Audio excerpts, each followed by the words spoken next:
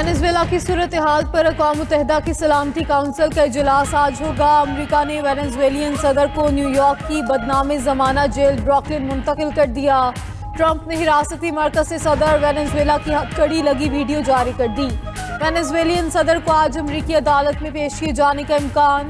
New York کی عدالت نے نکولس مادورو اور ان کی اہلیہ کے خلاف پہلے ہی فرد جرم عائد کر دی۔ نکولس مادورو پر دہشت گردی، منشیات فروشی اور اسلحہ اسمگلنگ کے الزامات آئے۔ امریکہ نے وینزویلا میں فوجی کارروائی میں نکولس اور ان کی اہلیہ کو حراست میں لیا۔ امریکہ کی وینزویلا کی فوجی تنصیبات اور ایئرپورٹس پر شدید بمباری۔ امریکی حملوں سے فوجی تنصیبات کے قریب آگ بھڑک اٹھی۔ وینزویلا کے دارالحکومت کراکس دھماکوں سے گونج اٹھا، 40 افراد ہلاک ہوئے۔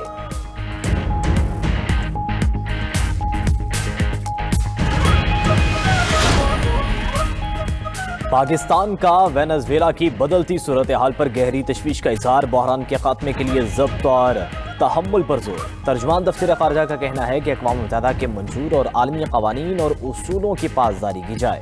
پاکستانی کمیونٹی کی سلامتی یقینی بنانے کے لیے صورتحال پر کڑی نظر ہے۔ پاکستانی کی سلامتی یقینی بنانے کے لیے مسلسل رابطے میں ہے۔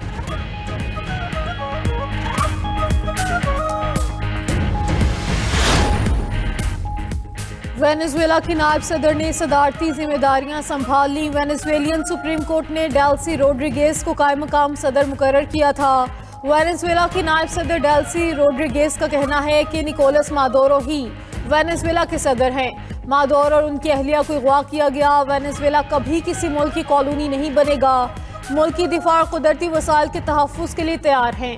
امریکہ سے وینزویلین صدر اور ان کی اہلیہ کی رہائی کا مطالبہ۔ وینزویلا کے وزیر دفاع کا امریکی جارحیت کا جواب دینے کا اعلان، کہا کہ امریکہ کے سامنے ہتھیار نہیں ڈالیں گے۔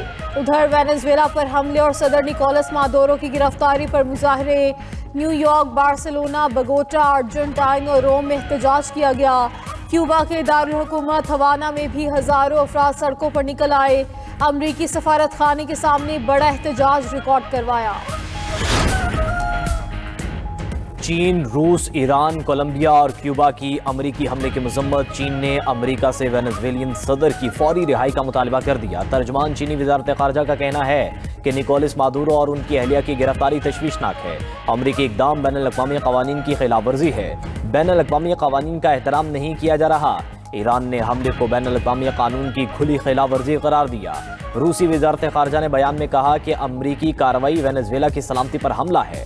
ملیشین وزیر اعظم نے امریکی حملہ عالمی قوانین کی خلاف ورزی قرار دیا۔ وینزویلا میں امریکی کارروائی پر اقوام متحدہ کے سیکریٹری جنرل کا بھی اظہار تشویش، کہا کہ امریکی کارروائی کے خطے پر سنگین اثرات پڑیں گے۔ عیسائیوں کے روحانی پیشوا پوپ لیو کا وینزویلا حملے پر شدید تشویش کا اظہار۔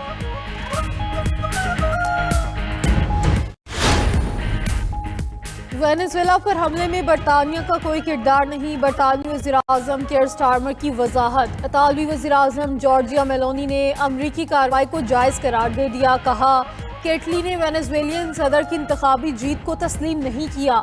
یورپی یونین کی بھی امریکی صدر کے اقدام کی حمایت، بیان میں کہا کہ نکولس مادورو کی کوئی قانونی حیثیت نہیں۔ نیو یارک کے میئر زہران ممدانی کی وینزویلا پر امریکی حملے کی مذمت، امریکی صدر کو فون کر کے حملے کی مخالفت کی۔ سینیٹر برنی سینڈرز نے بھی امریکی کارروائی کو غیر قانونی قرار دے دیا۔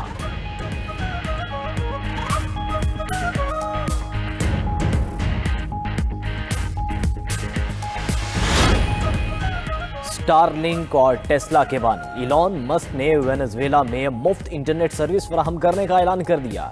ایلان مسک کا کہنا ہے کہ ان کی کمپنی وینزویلا میں 3 فروری تک مفت انٹرنیٹ سروس دے گی۔ مفت انٹرنیٹ دینے کا مقصد وینزویلا کے لوگ مسلسل رابطے میں رہ سکیں۔ ایلان مسک کا وینزویلا کے عوام سے اظہار یکجہتی۔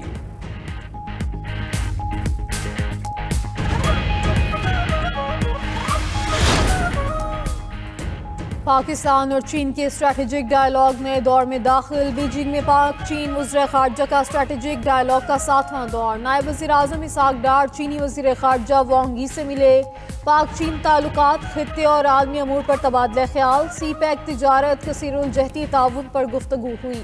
دونوں رہنماؤں نے اتفاق کیا کہ پاکستان چین تعلقات خطے کے امن کے لیے اہم ہیں۔ اس موقع پر پاک چین سفارتی تعلقات کی 75ویں سالگرہ کے لوگوں کی رونمائی بھی کی گئی۔ اسحاق ڈار کی چینی نائب وزیر اعظم سے بھی ملاقات، پاکستان اور چین کا اسٹریٹجک تعاون مزید مضبوط بنانے کے عزم کا اعادہ۔ اسحاق ڈار چینی کمیونسٹ پارٹی کے وزیر لیو ہائی شنگ سے بھی ملے، وزیر خارجہ اسحاق ڈار کی بنگلہ دیش، مصر اور ملیشیا کے ہم منصبوں سے رابطے، مختلف شعبوں میں تعاون بڑھانے کے عزم کا اعادہ۔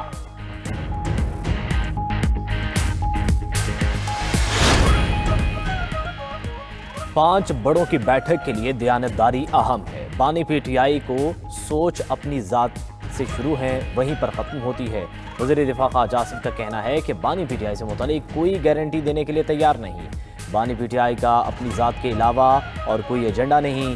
پی ٹی آئی میں تقسیم ہے، وہ 5 بڑوں میں کیسے شامل ہو سکتی ہے؟ محمود خان اچکزئی بڑے اعتماد سے بانی پی ٹی آئی سے متعلق باتیں کر رہے ہیں۔ اچکزئی سے پوچھوں گا، بانی پی ٹی آئی سے متعلق اعتماد کی وجہ کیا ہے؟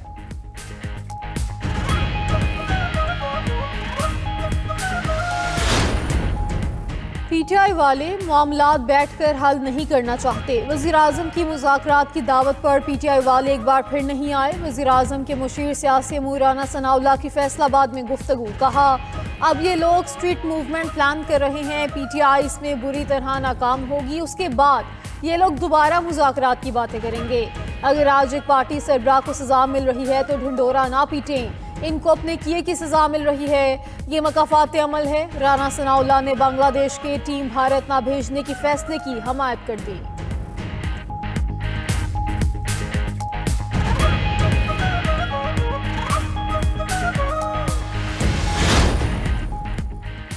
تحریک تحفظ آئین پاکستان کو قومی مذاکراتی کمیٹی کا دعوت نامہ مل گیا۔ اپوزیشن اتحاد کا قومی مذاکراتی کمیٹی کی قومی کانفرنس میں شرکت سے انکار۔ ترجمان تحریک تحفظ آئین پاکستان کا کہنا ہے کہ پی ٹی آئی پہلے ہی اپنے سابق رہنماؤں سے اظہار لا تعلقی کر چکی ہے۔ تحریک انصاف کا اعتماد حاصل نہ ہونا اس کانفرنس کو بے بانی کر دیتا ہے۔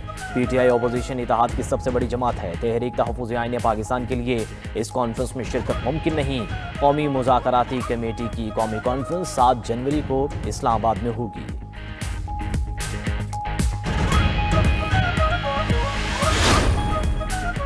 جو لوگ انتشار چاہتے ہیں وہ کیا ڈائیلاگ کریں گے؟ پی ٹی آئی تنزلی کا شکار ہے، ان کو قومی اسمبلی اور سینٹ میں اپوزیشن لیڈر نہیں مل رہا۔ گورنر خیبر پختونخوا فیصل کریم کنڈی کی ڈی آئی خان میں میڈیا ٹاک، کہا کہ پی ٹی آئی کی پالیسی سمجھ سے بالاتر ہے، فیلڈ مارشل کے حق میں عالمی مضامین لکھے جا رہے ہیں، انتشاری لوگ فوجی قیادت کا امیج خراب کر رہے ہیں، سزا جزا کے عمل تک ملک ترقی نہیں کرے گا۔ وزیر اعلیٰ کے پی کو دورہ سندھ میں پورا پروٹوکول دیا جائے گا۔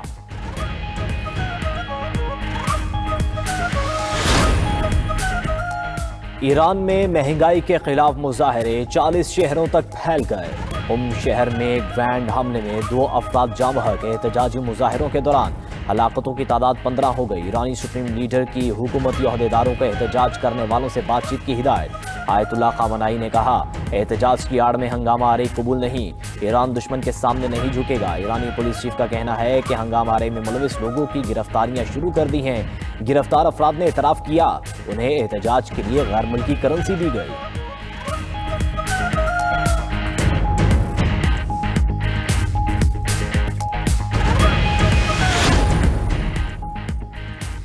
یوکرین کے روس پر تابڑتوڑ ڈرون حملے، ڈرونز کی برسات پر ماسکو ایئرپورٹ بند، 200 پروازیں معطل۔ ڈرون حملوں کے بعد ماسکو کے بڑے ہوائی اڈوں پر شدید افراتفری دیکھی گئی۔